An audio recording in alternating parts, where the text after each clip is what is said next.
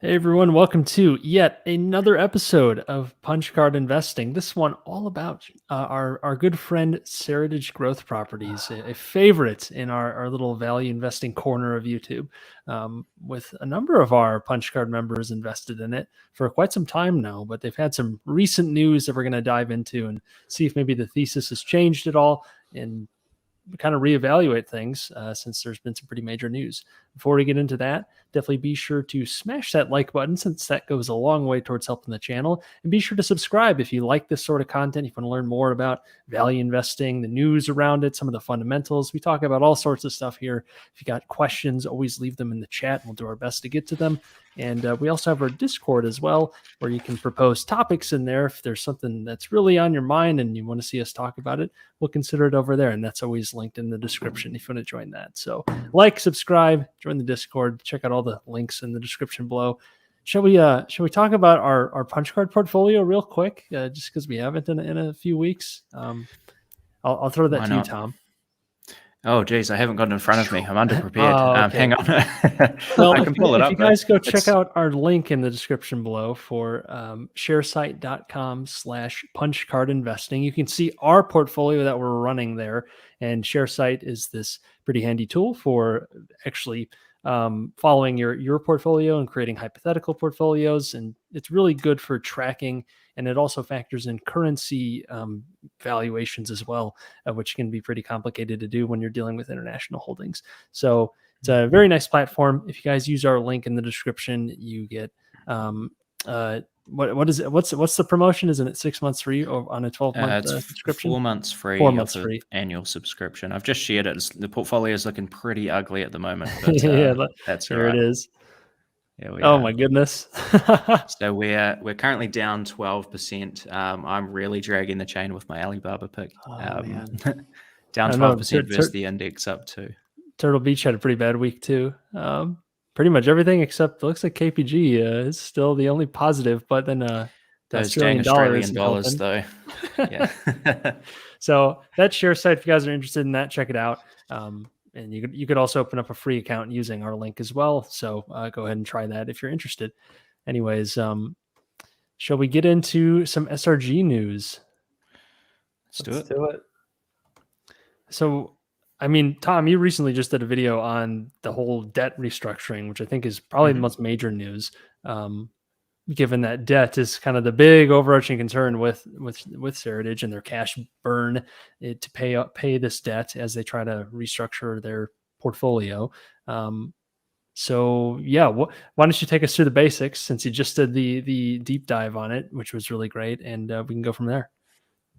Yeah, sure. So I guess the very quick backstory for anyone that hasn't come across Cerritage before is they own a bunch of real estate initially from Sears, which you can see in our little background here. And they are essentially repurposing that for a whole bunch of new tenants, obviously, since Sears has gone bankrupt. So the update that's come out recently is that they've come to an agreement with their lender, which is Granddaddy Warren over at Berkshire Hathaway. So they have a $1.6 billion loan from Berkshire, capacity to push that up to $2 billion if they hit certain NOI targets. And they're paying 7% interest on the $1.6 billion, and they're actually paying 1% interest on the $400 million they haven't yet borrowed. So that's kind of the current standing for debt. All that $1.6 billion was due initially in July 2023. So the update we've had in the last couple of weeks is they've said now only $800 million is due in July 2023, and the additional $800 million is now due July 2025. So presumably, and we can get into a discussion, but presumably SRG plan to refinance about half of that debt at lower rates. And from indications we've had at from the SRG management, it looks like they're wanting to move that debt down to the sort of individual property level as opposed to the overall SRG business. But that's the quick version of the recent news. So are they looking to refinance like the now sooner due, the remaining debt that's due in 2023? That's what they'd be looking to refi into property level stuff? Is that the plan? I think so, yeah. I should pull up an investor presentation here, but they did a presentation probably 6 months ago, suggesting that market rates for their types of properties were closer to 4 or 5% interest versus the 7 that they're paying on the Berkshire loan. So yeah, they want to kind of move towards that and do it at an individual property level. Yeah, here's the announcement. Yeah. The make whole provision of the agreement. I would love to see the whole agreement. I wonder if there's any other juicy nuggets in here. But I guess you could say it kicks the doomsday out a little bit, but not quite, because there's still 800 million due on 2023. But that's a lot more manageable than 1.6. So that's been an overarching concern for me with Cerritage. It's just like, this is a pretty tight window, and yeah, even if the properties are worth a lot, once they're finished, finishing them takes a lot of time, and you got cash burn in the meantime. Then they're at the mercy of Daddy Warren, as you call him, and whatever Berkshire wants to do with the debt, which is not a good position for Cerritage to be in if it came down to that. So this gives them a little bit more breathing room, but they're still 800 million is no joke given their current situation. Yeah, and there's risks in rezoning and all of that. This all came out after you did that podcast with Matt Peterson, right, Tom? Have you talked to him at all about this restructuring? No, I haven't, but yeah, he was hoping something like this would happen fairly soon, and it turns out, it's happened. There you go. Later, so, yeah. Cool. Have they begun the refinance process on some of these properties? And which ones did they say? Which ones in particular they're trying to refinance? Or is it pretty up in the air? Yeah, I think it's pretty up in the air at the moment. I'm just trying to find a previous presentation, but this is sort of all the information we've got, as far as I can tell at the moment, around debt. Yeah, I'm sure we'll get more clarity on this over time. That seems to be really where the management team are heading, because it is a fairly new CEO and I think a relatively new CFO as well at SRG. And there's been a fairly significant shift just towards transparency in general. Like once we get past the debt conversation, we can maybe have a look at another recent document from Cerritage. But companies like to get more transparent as things get slightly better. Yeah, I think that's a good sign. Yeah, it's this whole like when Brad and I first did a stream like over a year ago now, I think it was. On SRG, we were talking about it sort of as one of these potential low risk, high uncertainty bets of Pabrai. And I forget whether I said in that stream or in a separate video, but yeah, people sort of sometimes have this thing in their head, I think, with a company like Cerritage, that uncertainty is just going to be constant. But like, as the story does start to play out, that uncertainty kind of starts to fade a little bit, right? Yeah. Right. And because that's how I felt with this whole process. I still feel largely uncertain about whether they can still convert in time without major problems. Like they could always run into a situation where maybe they don't go fully bankrupt, but maybe they lose some portion of equity in some sort of negotiation with Berkshire, and that's not a good thing. So this makes me slightly more confident, but I still want to see a little bit more, like, what are their refinance terms going to be? Are they actually going to be able to do that too? I think once they start getting that in motion, I'd be a lot more interested, especially since the stocks come down quite a bit. Last I checked, it was in like that 13 range. 13, 14, yeah. Sounds right. What are they at right now? A 13 something. They took a little hit today. And here it is. Okay, down 1%. Yep. Look at the last 3 months. It's been 10% down on the last 3 months, and a few percent in the last couple of days. So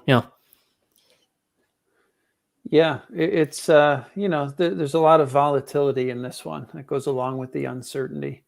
I just did a little search for SRG on sec.gov just to see if there have been any really recent filings, because Eddie Lampert recently filed an S3, or Cerritage did on his behalf, to convert those OP units. So I wanted to see, has he sold any yet? And all I see is there's a notice of effectiveness, which I guess means that S3 is officially in effect. No big news there, but I don't think Mhm. I've seen anything from Eddie yet in terms of dumping shares. Yeah. Because he had just like that was another bit of news recently that he Yeah. converted his, well, whatever they are, the partnership shares into regular shares, but I Yep. don't think that caused any proper dilution. It was just kind of more of a transfer. No dilution. Yeah, Right. they're effectively more liquid. I think there's tax reasons to structure it as operating partnership units that are convertible into Class A shares. But yeah, it doesn't look like he's sold any yet. I wonder how Yeah. taxes would work on something like that, because I guess it depends on how they value the partnership units. Is that was probably like predetermined in some way because they weren't marketable, or Mhm. it's probably something like that. Right. Yeah, Yeah, and he part of me hasn't said either wonders. way, right?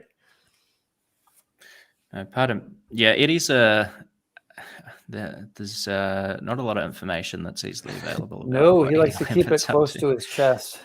Yeah, I mean, I don't know what other investments Eddie Lampert really has. Part of me wonders whether he's made a bunch of money and he's trying to get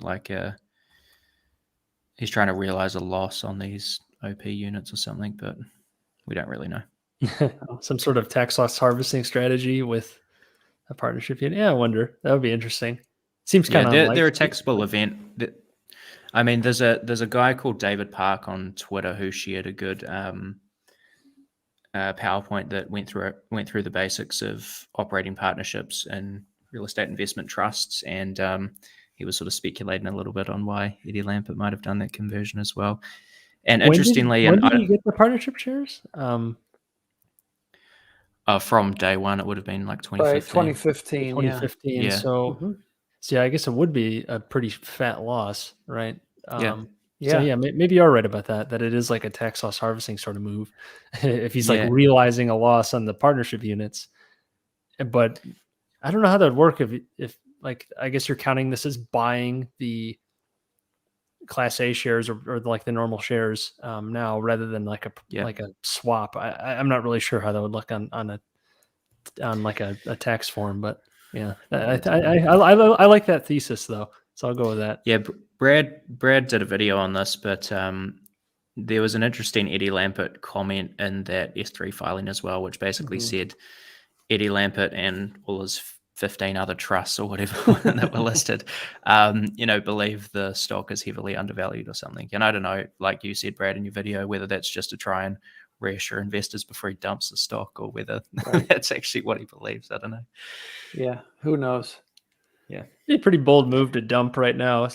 Like, I wouldn't put it past him. But anyway, I just looked up what he's doing in Data Roma. It looks like he owns AutoNation and Land's End. There's just two positions in that 13F. So Yeah, AutoNation's done pretty well, I think, from memory. That's been a buyback machine, I want to say. Been one of the mhm, cannibals.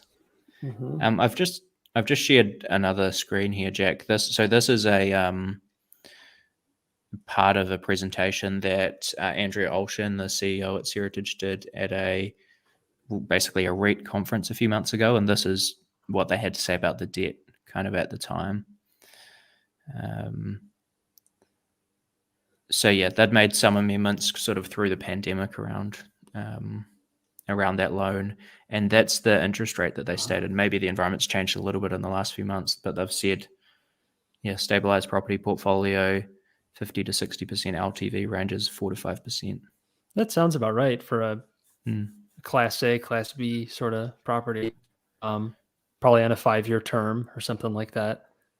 Yeah, Yeah, that sounds about on par with what you'd expect.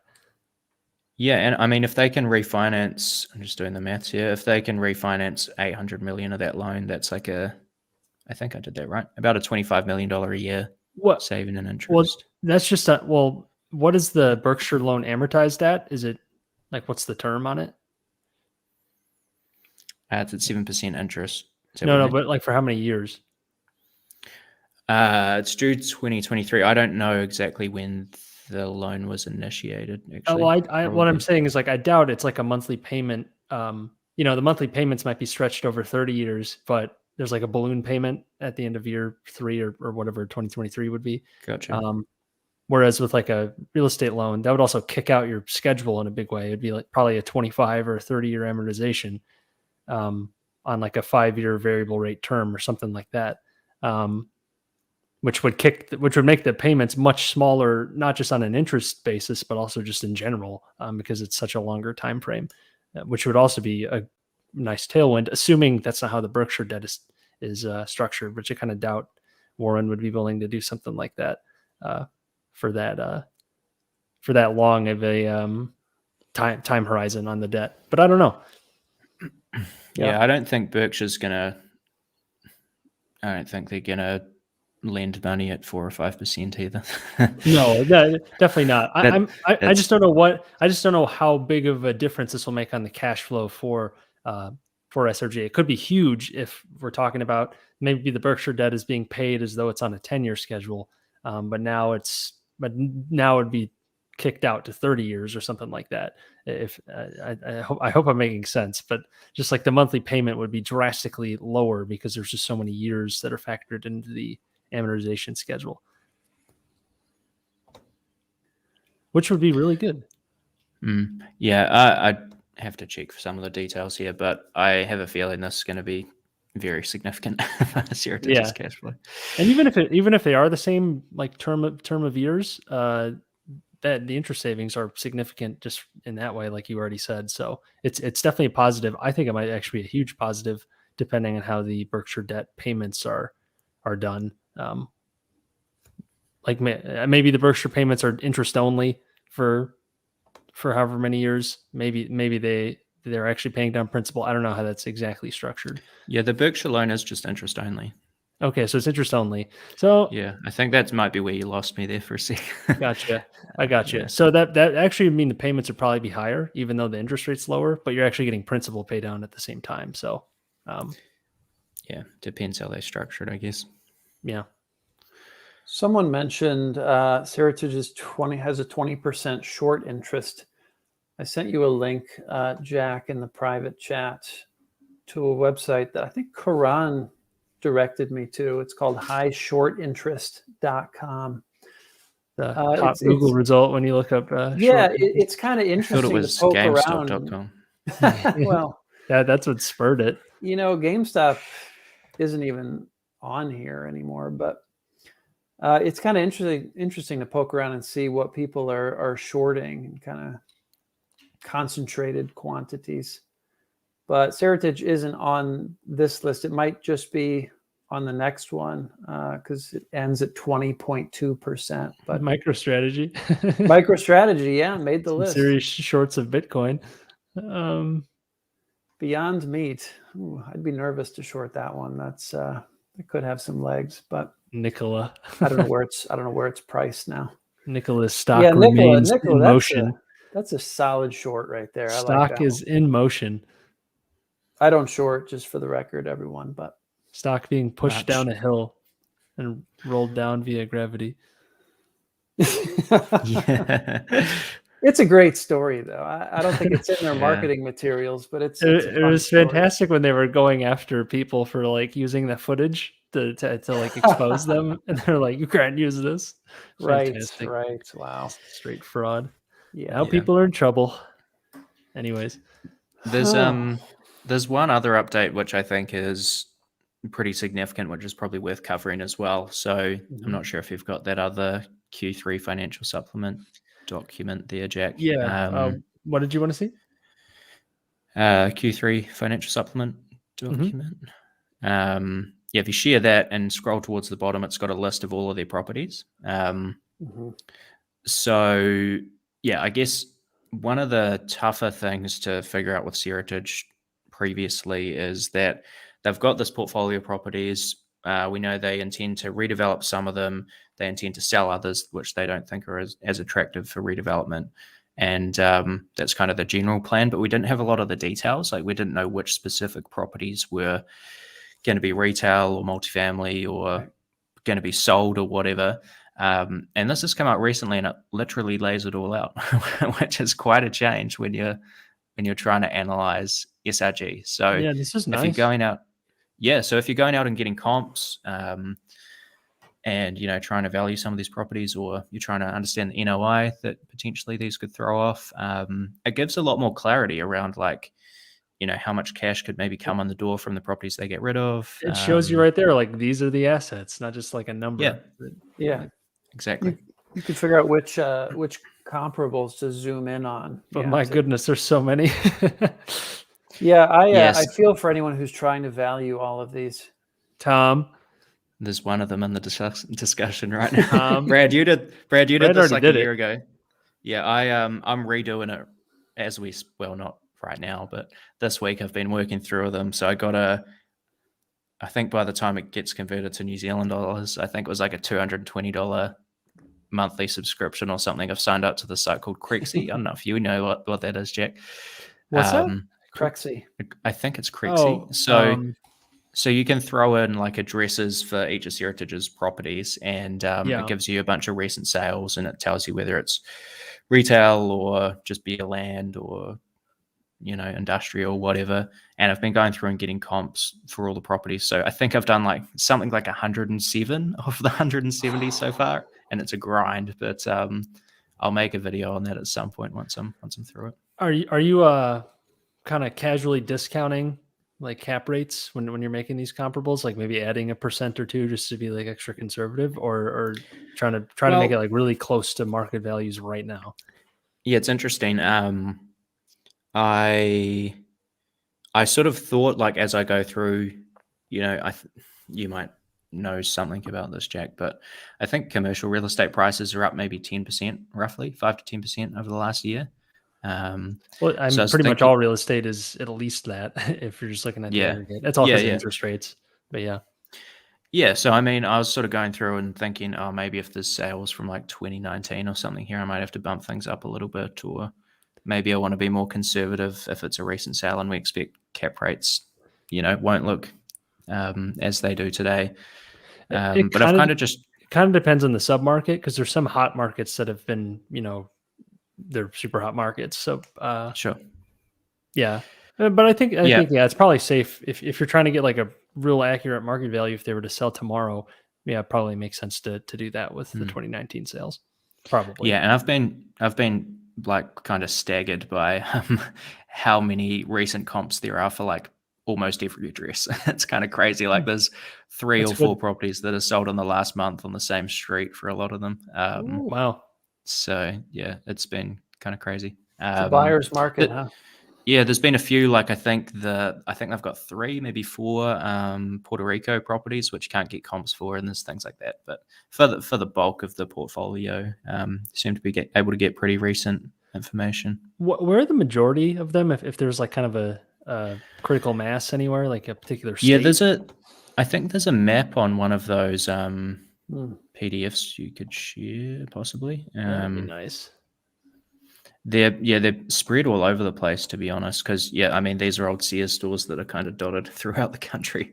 Yeah, I'm just looking at the list again. There's a lot Arizona, in California, Florida, a couple of Illinois, Florida. Maryland, Minnesota, Texas, Ohio. Minnesota. Seems like a good amount of California. Oh, and now it's probably pretty proportional to the population, I'd imagine. So you're going to see a lot of Californias, a lot of Texas, a lot of Florida, the bigger states. So I'm not seeing only a couple of New Yorks. So maybe I take that back. Yeah, the one in Wisconsin, I think there's one in Madison, Wisconsin. I lived like 5 miles away from that growing up. I think I went in there like once to buy a lawnmower or something. Yeah. Let me see if looking for their Illinois ones. Maybe I can. There you go. One. You got any in your backyard, Jack? Not that I would have been in. Oh, yeah. Jack, do you have any real estate friends in Puerto Rico? Commercial I do not. Real estate. Okay, all right. If taxes get bad enough, maybe I'll have some soon. There you go. First world problems. Yeah, very much so. Yeah. I'm not recognizing any of these addresses. Then I was wondering. I grew up in the north suburbs of Chicago, and there's a good amount of malls up there, and there was a Sears in my kind of hometown mall, and it's not on here. but that was like they were a tenant. They didn't actually own the site. So Right. Mm-hmm. I'm just trying to pull up an example property here on this Crexy site. we if have anyone one on wants our background. to- I've never used Crexy myself, but I've heard of it. Is Yeah. it nice? It sounds pretty nice. It's it's got a lot of good data, but it's pretty clunky working through one by one, like literally just copy paste. Yeah. Sure. It's but- not designed to do what Tom is trying to do. Yeah. Is that coming through, Jack? Uh-huh. Oh, sure. Oh, We should beautiful. have got Crixie to sponsor us actually for this. Oh no, Yeah. you're kind of poo pooing them. So it's clunky.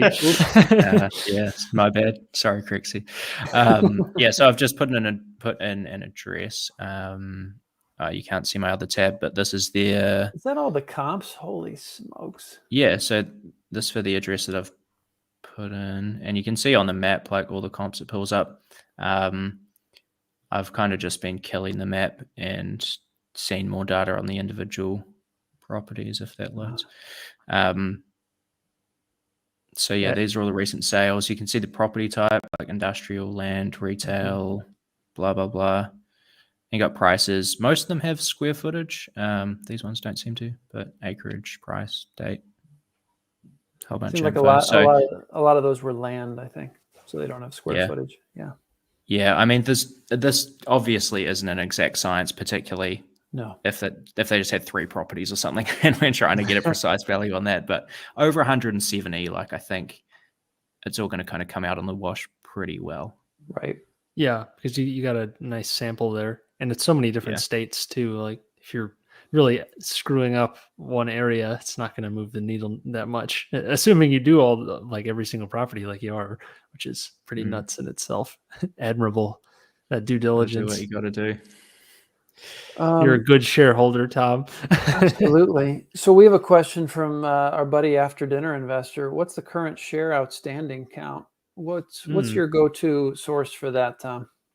Just go to the annual report, but Yeah. I think it's about 56 million. So you have to include the operating partnership units. If you go in places like, I don't know for sure off the top of my head, but some websites you go to will quite significantly understate Cerritage's market cap because they'll just be using the Class A shares, which is a mistake. You need to incorporate the operating partnership units. Which actually, how many did Eddie Lampert convert? Has he converted all of them? Maybe that'll fix that issue. But it's about 56 million is the answer to that. Yep. So then what is the total combined market cap approximately? Unless the Eddie Lampert thing has solved that. Yeah. What do you mean combined?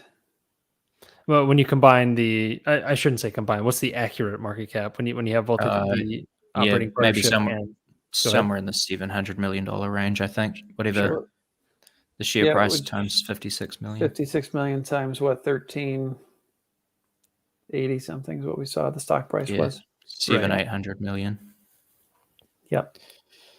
Yeah. So I mean, like the analysis. So yeah, I'm hoping to get my own answer on this. But like, if you look at some of the work, say someone like Matt Peterson's done, I think he's landing on roughly 4 billion in asset value, and then you obviously have 1.6 in debt, and there's a little bit of cash and some other stuff. And you can divide that by the share count and land on $30 or $40 a share. I think that all comes out at.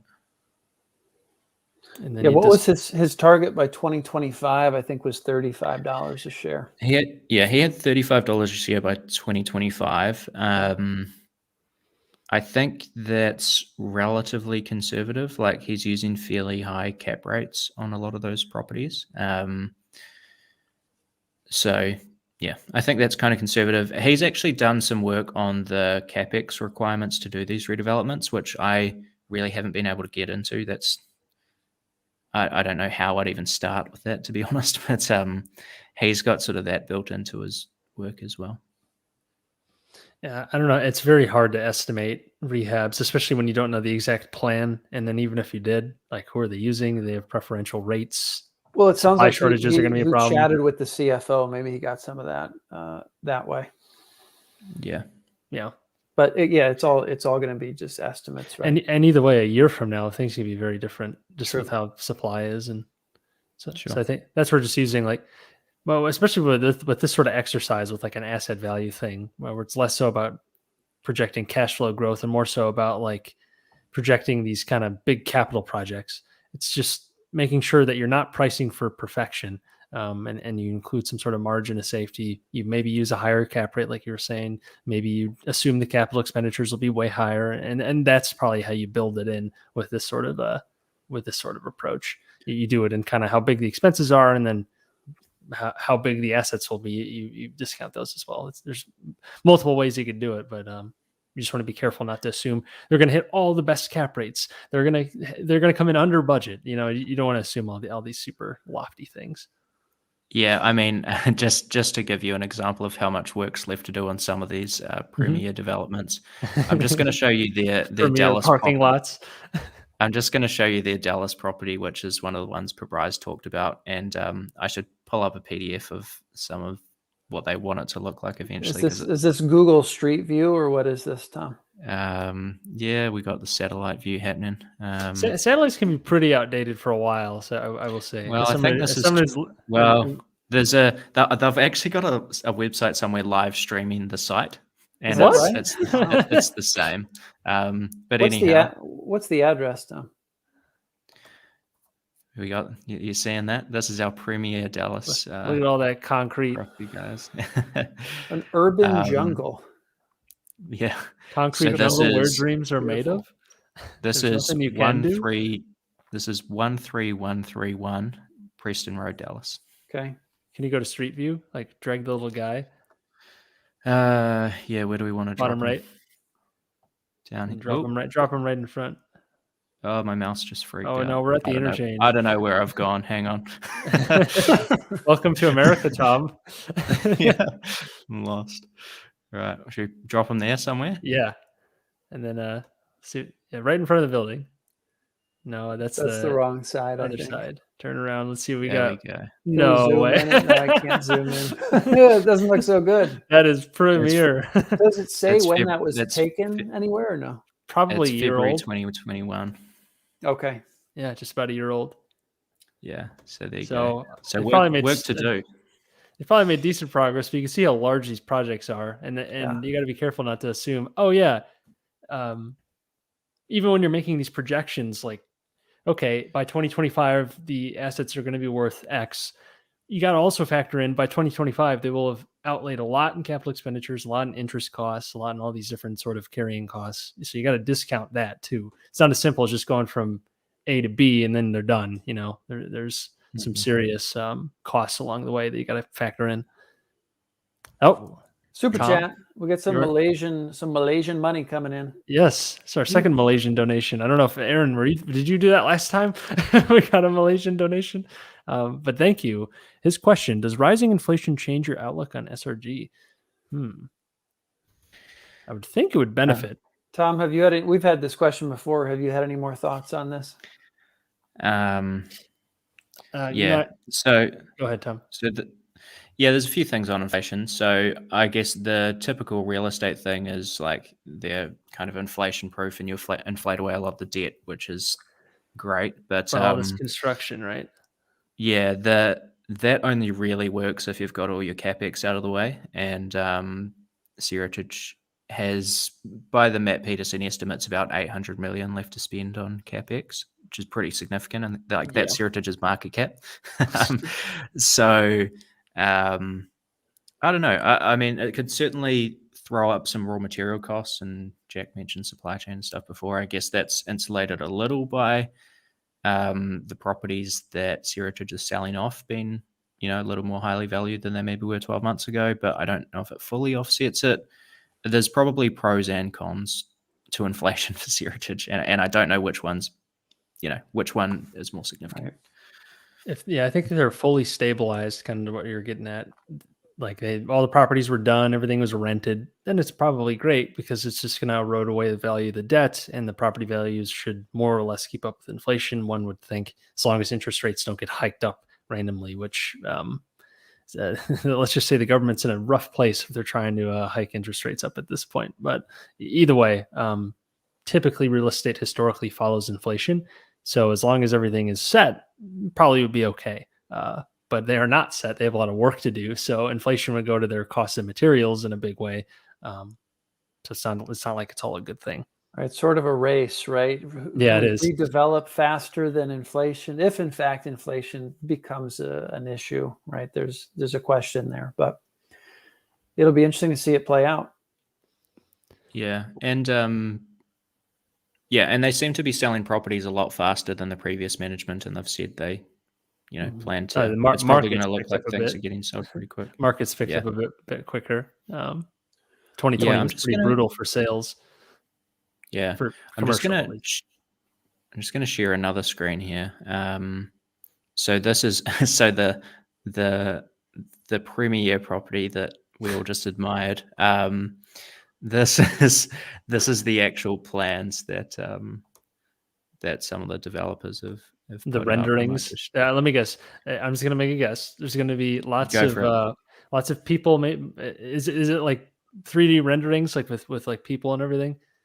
You tell me. What do you think? What I'm picturing is it's going to be very colorful, high contrast images of a lot of outdoor space, some like restaurant seating areas outside. It's always like indoor, outdoor sort of setups. And there's going to be a lot of people of 3D renderings of people probably in their late 20s, a lot of millennials in the crowd, and they're going to be like holding hands and hanging out like at random times. It's going to be a really cool setting. So that's what I'm picturing. I hope they have like the cool 3D mock-ups.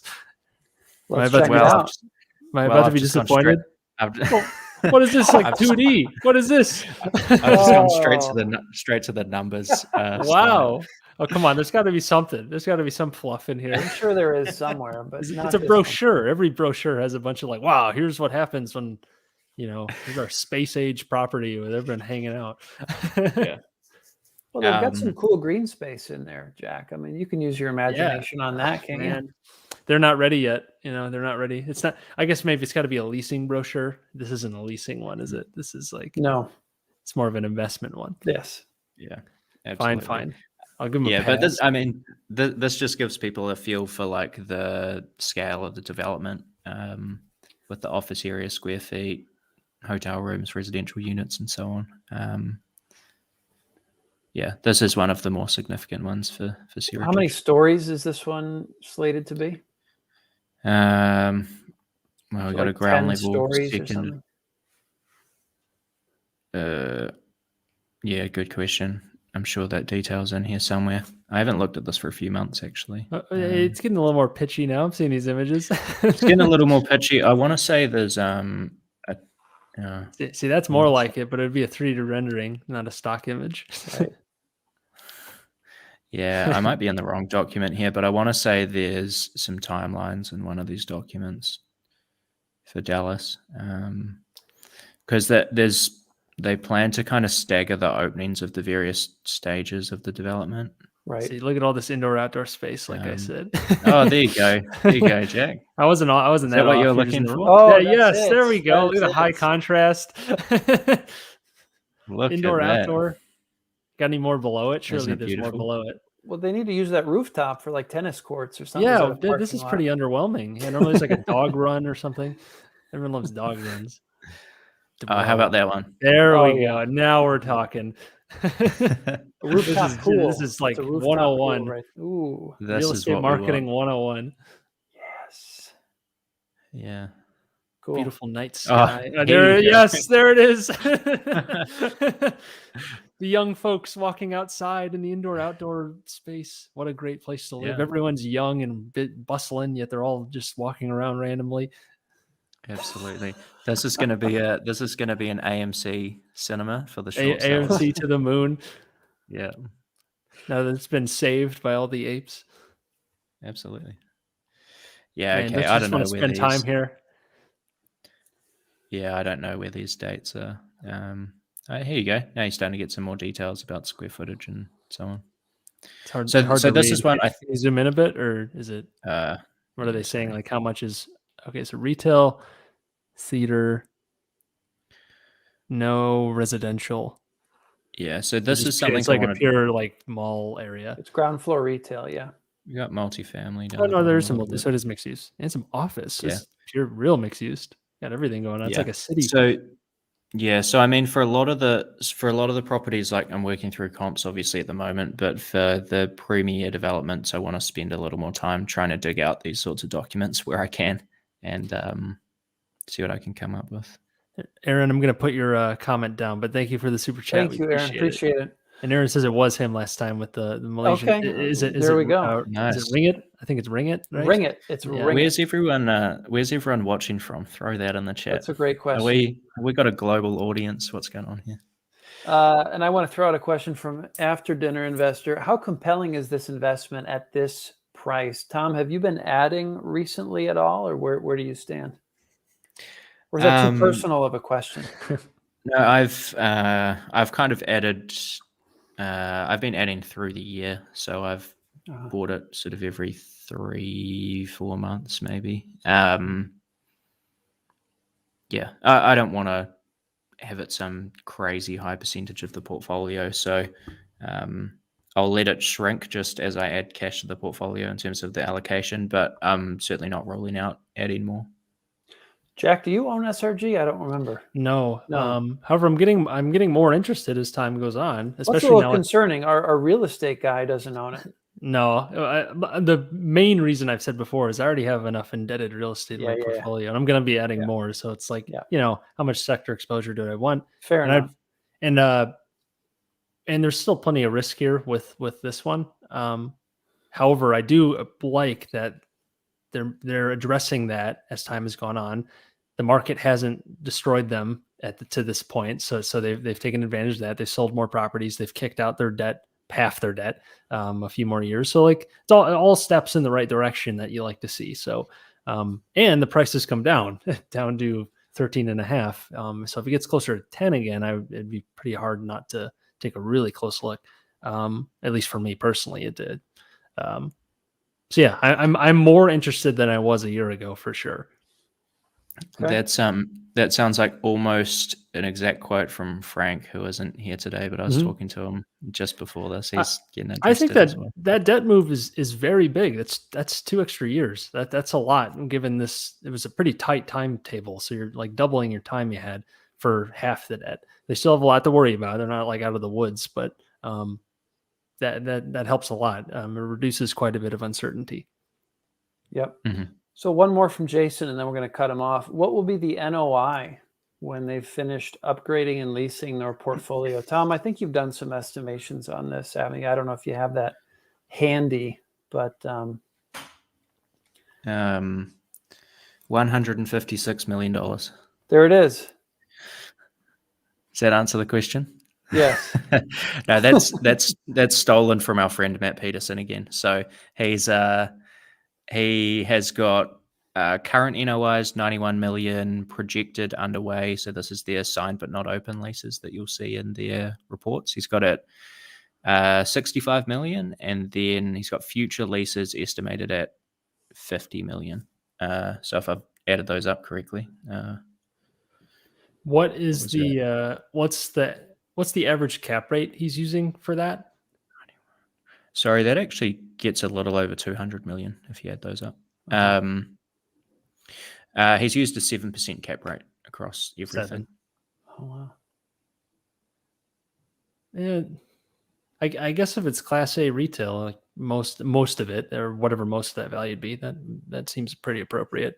Yeah, right now, that sounds about right. But then again, you'd have to take a look at the whole portfolio, which you're already doing, Tom, to make sure that's correct. But yeah, it's not like super unreasonable, is what I'm really saying. Yeah. So roughly 200 million are kind of the Peterson estimates for NOI, and then additional to that, he's got what he's called non-core assets, which are the properties to be sold at $1 billion. And then he's got some of their JV apartments valued at almost another $500 million. He's got 450 million in there for that.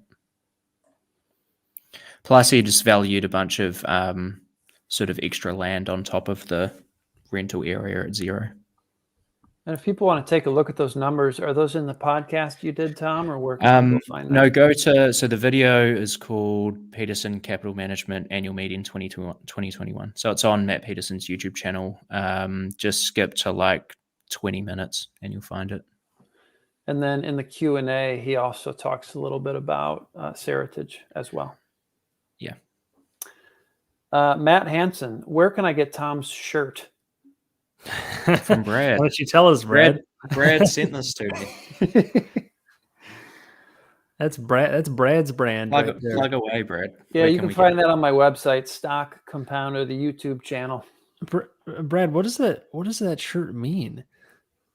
Yeah, it's kind of weird, huh? It looks like a license plate almost. Tom, what's going on with that shirt?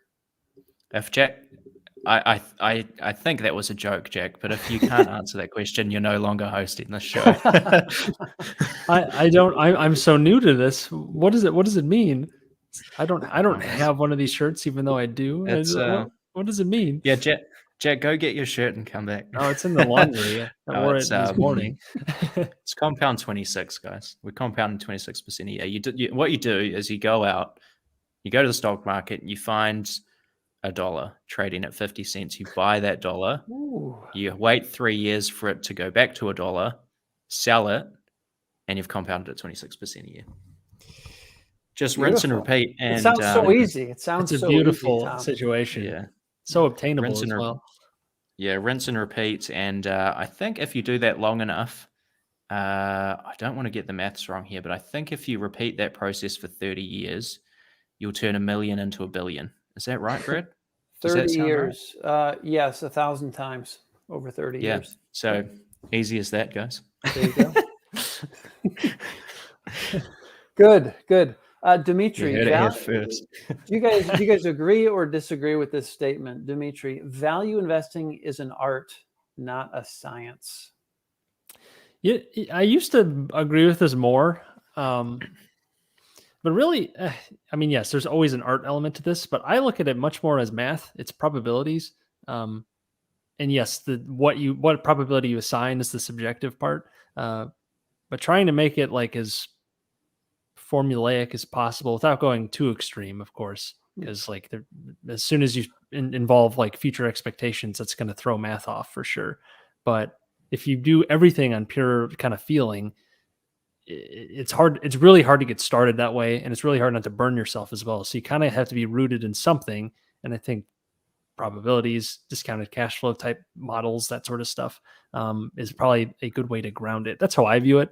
But yes, there's always an artistic element to like what you assign probabilities to, how you think this business will do. There's always inherently going to be a lot of that. But I think it starts with math.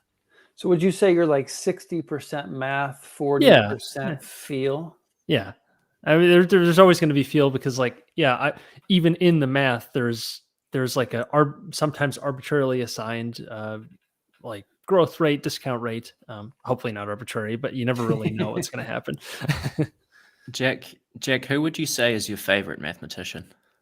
Favorite mathematician? Yeah. Like Pythagoras? Nice. Yes, that's all I got. Or actually, what's his name? I did a project in geometry honors sophomore year of high school, and it was I had to make flexing. I had to make a baseball card of a I don't know why we did this project. It was kind of like a weird history project within math, but we had to make like some sort of little biography. So I made like little baseball cards of these like famous mathematicians, and we were all supposed to like trade them around. It was a very strange thing, but I had like John Napier and I think George Boole, and Boole is like a big logic guy. So I just know the names. I don't really know their contributions as much, but I can name multiple mathematicians. I was going to ask Tom, how many mathematicians can you name? Well, what I did before I asked Jack that question was I opened a new tab and Googled famous mathematicians. So I can name plenty if you want. Wow, you were so ready for that, Tom. That's incredible. Yeah. Was Pythagoras number one? Surely. He's got to be top 5. Should I share my screen? It's got to be a bunch of Greek guys. You know, when you're like a first mover, you get to take all the credit. Well, yeah. How else are you meant to make a formula if you're not Greek? Exactly. They're even taking all the variant names of the existing sickness. There you go, Jack. Isaac Newton, of course. I never consider him a mathematician. I consider him a physicist, but I guess it's kind of the same thing. Yeah, there's Pythagoras, number 3. He also got caught up in the South Sea bubble, so there's definitely some art involved. It's not just math, or else Isaac Newton wouldn't have gotten caught up in that. That's straight out of The Intelligent Investor, no, right? Yeah, Charlie loves to point that one out too, I think. Yeah. Yeah, Newton invented calculus. Is that right? I think he's credited with that because it is all part of his physics. Yeah, we've got a comment on that.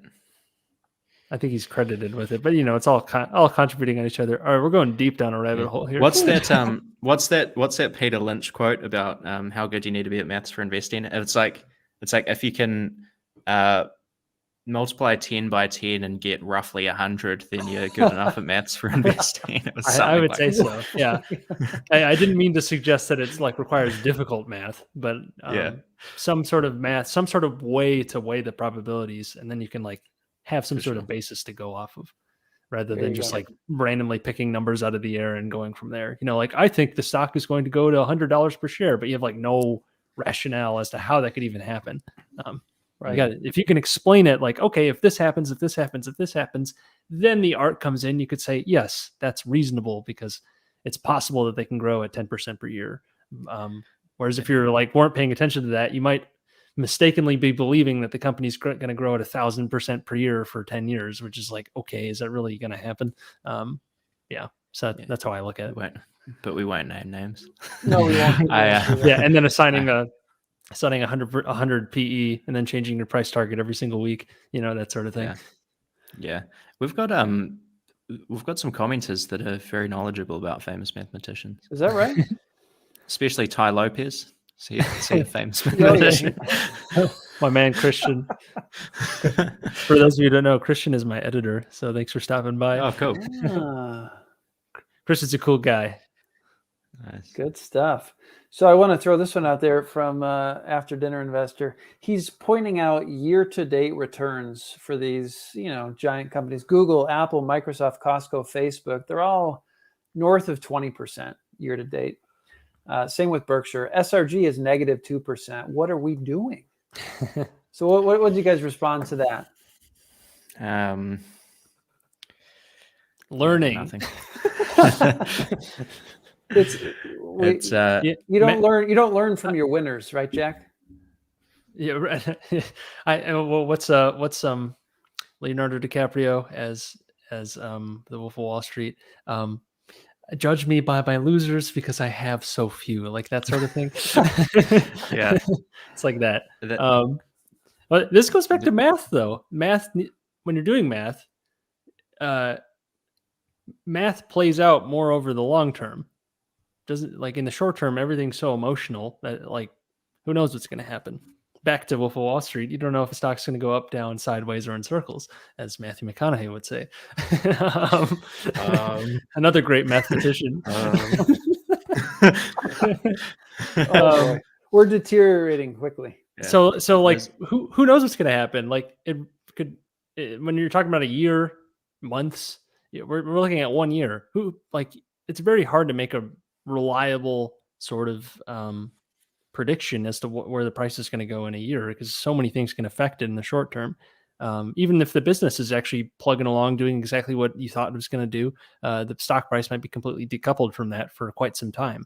But eventually, history has shown that typically doesn't last that long if things really get that far out of line, either from an undervalued perspective or overvalued. It should get back to fundamentals at some point, but that can take many years. And when you're investing for the long game, you can wait many years. So that's what I would say to that.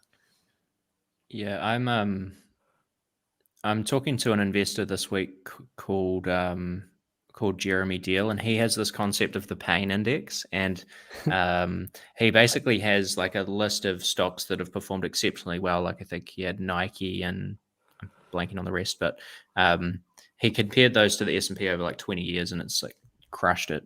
But it was like Nike underperformed 45% of the years or something. Like Oh, wow. when you look at short-term performance, it can be kind of painful, but is what it is. There you go. Hey, I sent you a link, Jack. Maybe this is relevant in the private chat here. So I found, actually, I didn't find, someone sent me Ted Weschler's last letter to his investors at Peninsula Capital. And there's a point in here that speaks exactly to what we're talking about here. It's the first point there. We'll let Jack pull it up. I have never been good at picking stocks over less than a 1-year horizon. In fact, I have always guided toward measuring success or failure over a 3-year period. So, it just speaks to nobody knows what's going to happen. Nobody knows what the market is going to price things at in a 1-year time horizon. But Joel Greenblatt echoes this as well. He says, if you're right in your valuation work for a company, the market is going to agree with you. We just don't know when. And 1 year, is often too short of a time horizon for the market to agree with you. So Greenblatt talks more about like a 2 or 3 year time horizon for when you should be proven correct if you are in fact correct. So I just wanted to throw that out there. Yeah, I think Frank threw a good chat up on Twitter a few months back around this. It was like as he does. I think it was something like the link between earnings Sentiment growth and the sentiment versus fundamentals, right? Yeah, That one. and it showed sort of fundamentals driving return. Yeah, basically less and less in the short term, but more and more on the long term. Right. I've just actually shared that pain index chart if you want to pull that one up at all, Jack. So this is Nike. Yeah, underperformed 35% of the years in here. We've got Apple, pain index of 15%, even though it is up 53,000%. Wow. When does it start? 2001? Is that what it says? Yeah. Nvidia, pain index 40%. All these stocks have had insane runs in the last 2 years. How long has Nvidia been public? I couldn't see these all go back to 2001, no? That's 2001, yeah. Okay. Yeah, it'd be unfair if they're using private shares, private share valuations of some sort. Autodesk, 45%. That's cool. Pain index. So there you go. I was talking about it on, I did a live stream recently and I was talking about kind of a topic we're probably going to do at some point in the future, which is risks when value investing. But volatility itself is not risk unless you position yourself to where it becomes risk in that you're using debt or you otherwise like need this money in the short term. And then the volatility suddenly becomes risk, because otherwise volatility, if you're holding for 10 years, what the stock does in years 1 through 9 doesn't matter, largely speaking, because it's just going up and down. And as long as your fundamentals are decent and what you projected, then you should end up fine, like we were saying. So volatility is okay for someone who has a good stomach and can ride the wave and doesn't actually need this money anytime soon, and can let compounding do its work. But that's clearly easier said than done, because a lot of people do not do that, and that's been shown through history. Well, even I think Guy Spear was talking about an employee he was working with in like 2008 that decided, hey, I'm going to sell out, right?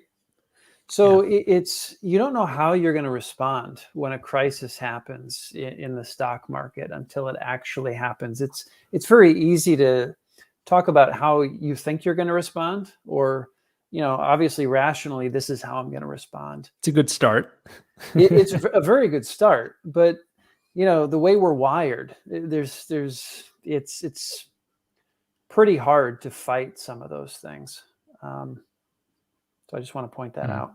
I think the easiest way to fight it, not that it's easy, but it's being in a decent financial position outside of your portfolio. I think that is the only way you can really possibly come to stomach that.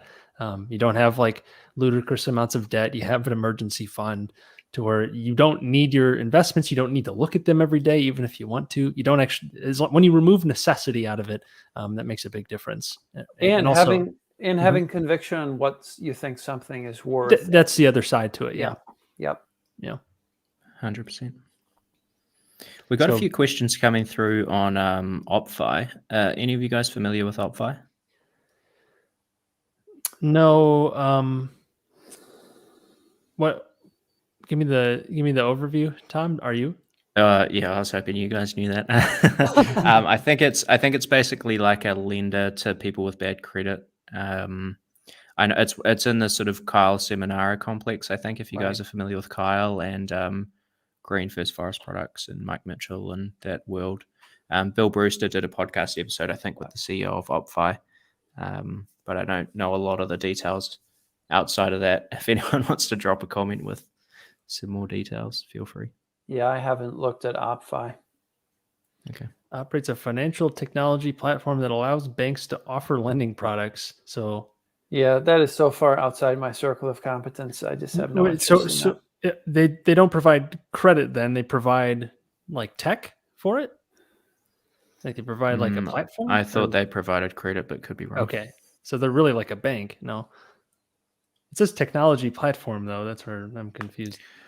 Yeah, I thought they sort of helped people graduate up to actually getting decent credit scores and working with they're in retail banks. Chicago. Ooh, Jack, knock on their door. Yeah, do some due visit the diligence, headquarters, snooping. Jack. Yeah, do some snooping. Sleuthing. Yeah, we need you. Do the next live stream out of their head office. I could be like, hey guys, knock on the door. Why is the stock down? The best question to ask. What a question. They'll love that. Yeah. Yeah. Oh, we were talking about the five of us bidding for one of the like Monish Prabrai like charity lunch things, and then the first question we would ask him would be, "Why is Baba down?" And then that would be the only question we ask and move on. Yeah, that would make a great impression, wouldn't it? Yeah. Mike Smith said Opfy growing at 25%, trading at 6 times free cash flow. Okay. I like that maths. Where's the art though? That's what we need. Where's the art? So I think you guys did this lunch bid end? I don't see it in eBay anymore for Pabrai. Probably. Someone hit the buy it now price. Judging by that question that you didn't win, Brad. Man, I should have. Yeah, Opfy. I'm looking at Opfy cash flows real quick, and they're looking pretty hefty. And what about debt? I should have sold some of my Shiba Inu coin to afford that lunch. Your large portfolio, your large diversified crypto portfolio of Shiba Doge. Shiba Doge. Shiba and Doge and Floki or whatever. All three, the trifecta. Yeah. I don't know. The numbers look pretty decent on Opfy. Oh, so here's yeah. Can I jump to another question in the chat here? Go ahead. Which one? So there's there's two I really want to touch on. Manu. I am amazed at the SRG as percent of portfolio for Monish. He can't know that much more than the public about the future of SRG's value extraction plans. Yeah, so my sense of why Pabrai bought in so heavily to Cerritage, it got to a fire sale price. Like he equates it with, there was a fire in the movie theater, okay? And all of the seats have to be occupied. In order to leave the movie theater, you have to find someone to take your seat. And so it was just a fire sale. And at $7 a share, which is, I think, what Pabrai was able to buy his position for, there's just very little downside risk at that price, and a lot of potential upside. Yeah. So what percentage actually is it? Because he has we only see mostly his US portfolio, but he's got like a 10% at cost cap, right? So it can't be more than 20%, I wouldn't think. 15, 20%. Yeah, let me just check in ticker what it says. I'll pull it up right now, Brad. Yeah, good. It's according to ticker around 15%. 15%, yeah. And it's twice as high as when he bought it, right? Yeah. So he's brought his right. Because it's basically doubled since then. So so it's doubled.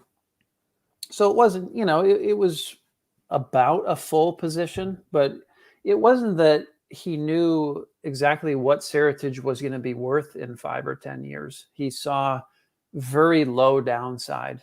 I think that's primarily what his thesis was on Cerritage.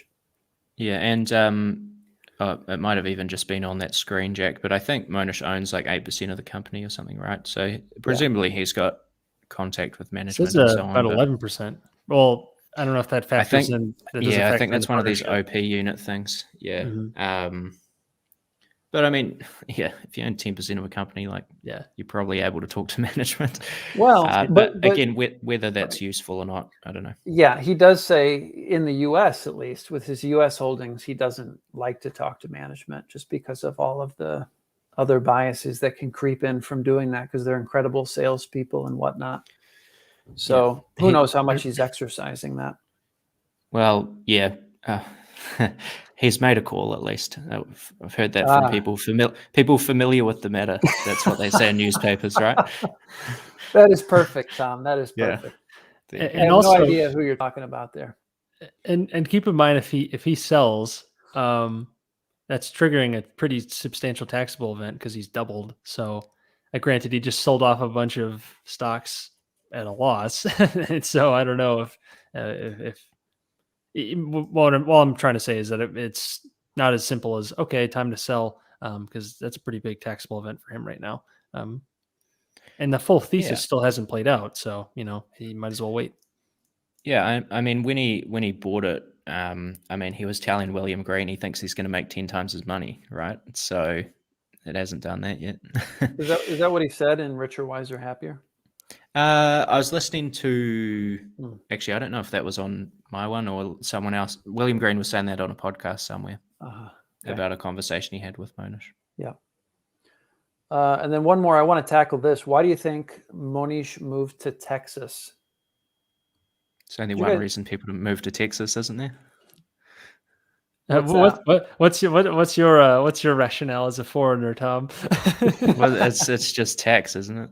Is there any other reason to move to Texas? I'm not hating on Texas yet, guys. No, I've never been. I think that's primary. But yeah. where was he before? He wasn't in California, was he? Yeah. Yeah, that's probably number one because he's not leaving for weather because the weather is fantastic. It's absolutely number one. Yeah.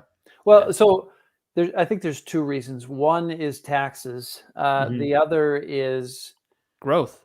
It's climate, actually. Climate for someone like me up in Chicago or New York, but New York people like Florida. So no, I mean, because there's just smoke every year here in California, the wildfires. Oh, true. Yeah. True. So that's smog. It's that, and it's taxes. He actually talked to Charlie Munger about this decision to potentially move to Texas and picked his brain on it. So he thought about it quite a bit. There's also this other guy in California that keeps trying to have lunch with them, some YouTuber named Brad. Yeah. So he's trying to get some distance. Well, unfortunately, I'm not going to move. I'm not going to move to Austin to follow Monish, but I won't be that far in Asheville. So maybe Austin's becoming a displaced San Francisco at this point. Yeah, it is. It is. All the San Fran people move to Austin, it seems, and a good amount of LA people as well, it seems. Yeah. As an outsider. Yeah.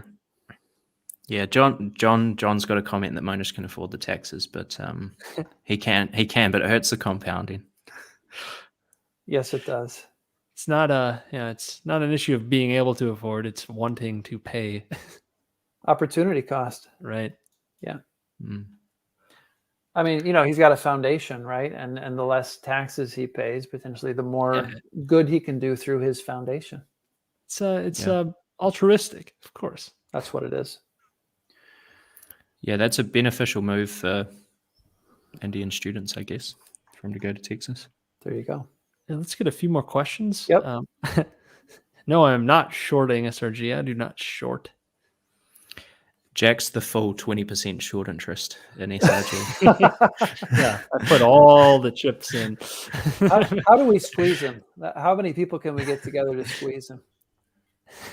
Just by leap call options? I have a pretty extensive line of credit. I could keep going. Oh boy. I'm only 10% committed right now. What else? What Not else all do you the chips. guys? What else Just do a you guys drop in see the here? bucket. Oh, should we talk about Frank's absence? Should we? What's What do you guys want to know?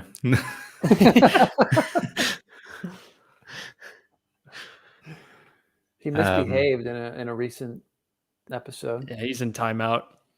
Yeah, much like He'll have to Quran. re-earn his streaming privileges.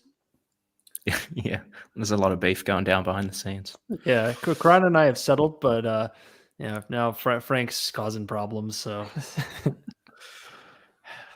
Family dramas. yeah, guy gets The engaged. Punch Card family, I mean. Gets engaged, and he thinks he's like all world now. Just I don't know. Yeah. Well, Yeah, we'll he's see. been cranking out those viral Alibaba videos. Oh and now man, he's on All fire. gone to his head. Yeah, he doesn't want to hang out with us anymore. He's above us now. Yeah. He's leveled up. Yeah. We have What a else? 16-year-old value investor in the chat. That's impressive. Jeepers. I didn't know those existed. Yeah, I got a wasn't thinking about podcast. stocks at Love 16. it. Dimes to dollar podcast. Hey, the dimes you have at 16. turn Dimes them to into dollar. dollars. Hit me up. I want to be on the podcast. Yeah. Jack, are you still bullish on Turtle Beach? Well, of course. Nothing is. I added a bit. I'm trying to add below like 23, which it's kind of hovering around now. Which is around where my cost basis is by chance. Like I initially started my position around 20, and then it quickly shot up to like over 30 for a while, and now it's since come down to 24. That's pretty volatile in that way. But yeah, this is a multi-year hold, and they don't have any like significant debt to worry about. So just whether or not the cash flows grow at what I think they can grow at. I will say somebody sent me a spreadsheet. They did a buttload of work on like return on incremental invested capital for all these different companies in Dataroma. And Turtle Beach is looking very impressive from a return on incremental invested capital perspective. So that's how it first really came up. It popped up on return on invested capital, right? Which is like the father of ROIC. There you go. And because it popped up on the Magic Formula screener, which you were doing your series on it, Brad, and I was like, oh, okay, I'll take a look at that. And that's when I initially bought in. This was November of 2020, so I've had it for just my started with a smaller position. It's since grown as I've been funneling more money into the portfolio. So yeah, but I've had it for about a year now. Awesome. Are we starting to see any data on how Turtle Beach are doing, kind of coming out of full-blown pandemic? And everyone I think this next quarter will be more telling. So far, they've been pretty consistent because console sales have stayed pretty high, and that's where a lot of their revenues come from. And they're adding and their PC segment is growing a bit too, quite a bit, as they've projected. So far so good. It seems like their business plan is plugging along, at least over the last year. But I think this next quarter will be a little bit more telling for as to what's sustainable and what isn't. But for now, they'll rake in the cash flow, look for other opportunities to potentially merge with other companies like they have been to add to that kind of broader range of PC gaming headsets, microphones, all these sorts of products. After dinner investors trying to get a full-time slot on the show. Oh, wow. Well, Jason, you can pay us that much an episode if you want to come on, if that means that much to you. I actually just subscribed to the Dimes to Dollar podcast as well. I'm your 11th subscriber. There you go. Did you do it right, like in real time, Tom? Right now, yeah. Awesome. That's awesome. Yeah, hit me up on Twitter, Dimes to Dollar. Let me do that real quick too. Yeah. Look at this. Shoot me an email if you want me to come on the podcast as well. Everyone go take a look at Dimes to Dollars or Dime to Dollars. No, dimes to $1. Excuse me. How many dimes is it? I hope it's not 10 or more. What even is a dime? Oh, wow. You guys don't have that some dimes. imperial system madness? I don't know what's going on. Yeah, we'll talk about it offline, Tom. Brad, you've got an engineering degree, right? Yeah. So I'm assuming you know the metric system pretty well. I used to. Or do you you used to? That's the funniest concept. Uh, so when you do an engineering degree, is it all in imperial units to make it 1,000 times more difficult, or do you use the metric system?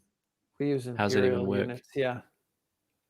There's a Yeah. lot of conversions. Usually, often they'll throw out an imperial and then a metric in the same problem, and it's like, okay, go to work. It's a pain. It's a total That- pain. boy. That's like how high school was for me. Yeah. It was mixed. It's never one or the other. It's No. always like very confusing, Right. or a lot of back and forth. Jeez.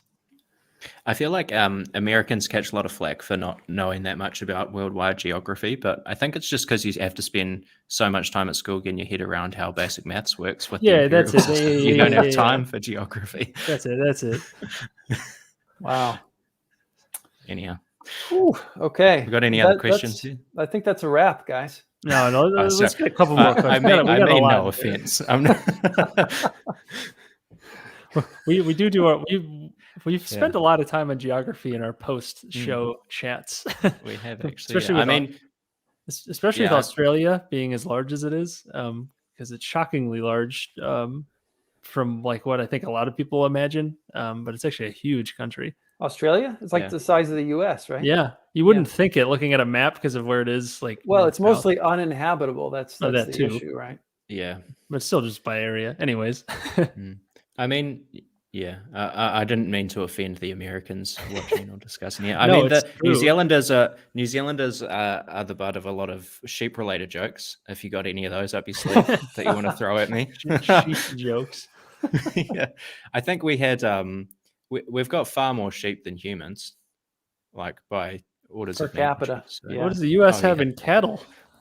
Like, it's quite a It's that hour 15 time in the show where we just go all over the It place. is. Jack, I'm going to task you for next time to come up with some sheep jokes for Tom. I think that's going to be it's going to be a winner. It's got to be like more clever than just like calling someone like, oh, you sheep, for following. Oh, we'll come up with some good stuff. Yeah. There are almost 100 million cattle in the U.S., so about a third per capita. Did you know that the US are the biggest dairy exporter in the world, and New Zealand are the second biggest? Wow. That's punching above your weight right there. Yeah. Does dairy include butter? What form is your dairy? It is mostly butter. Yeah, all sorts. We export just a lot of whole milk powder and skim milk powder, but there's some butters and things as well. Butters, cheeses, infant formula. I guess that's powdered. It goes back to our mathematician talk. Aaron. Oh, sure. It says, George Boole, I mentioned Booleans are fundamental for both computer science and electrical engineering. So told you about it. He was big in logic. So there you go. For all you kids out there, study Boolean. There's a lot of money to be made. Manu, people saying X is an art, not science, basically means someone has to get good enough to feel the actual probabilities pretty quickly, but they are still mathematical. Agree with Jack. There you go. Just learn bridge. Learn bridge as good as Buffett. That's simple. You're in business. Probabilities. Yep. All right, guys. We should wrap. We should. Can we do one more? Sure. Which one do you want, Tom? Pick, Tom. We'll do one more. You can pick it. Okay. Kiwi's choice. We got a few. Is there a rivalry between the North and South Island of New Zealand? There's kind of. There's much more of a rivalry between New Zealand and Australia. They're like our mortal enemies. They're all right there. Right. Other questions. We've got actually, this is a good one from J Money. Real quick, Dimes to Dollar says he hit you up on Twitter, so take a look, Brad. Good, I will check that. We got sheep stats from Neil, the interest investor as well. This is incredible. We've got unpaid analysts here in the live chat. Yeah, it's great.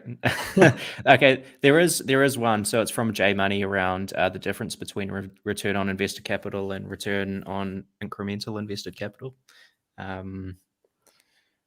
might be a good one to just flesh out so we're clear on what that actually means, because this is something Guy Spear has been talking about a bit recently, right? Is that where this has come from, Brad? Yep. He put out a talk on this within the last month. Yeah. So one of the resources I like most for this is there's a blog post by John Huber. Maybe you can pull that up real quick, Jack. Search John Huber return on incremental invested capital. But when you look at ROIC, return on invested capital, you're looking at kind of all of the capital that has been invested, right? All of the equity, all of the debt. So there's no time weighting of the invested capital. So it's going to be a big difference. And the big thing that why this is so important is a business is really going to earn over the long term what it's generating by reinvesting those earnings.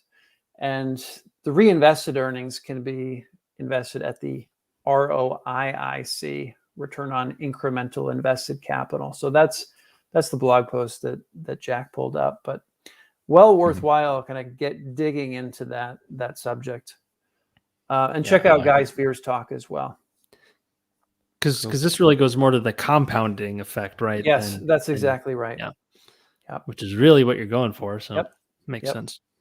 Yeah, and Guy Spear was sort of saying he doesn't really care about the previous capital that's been injected into the business, right? He wants to know what he's going to earn on cash flows that are reinvested when he owns it, I think. That's right. Yeah. Cool. That's a good one. And I'm just one last comment. I've never been to Oklahoma, but Jason is horrendously wrong on that comment. Sorry. What did he say? He says Oklahoma's more scenic than New Zealand.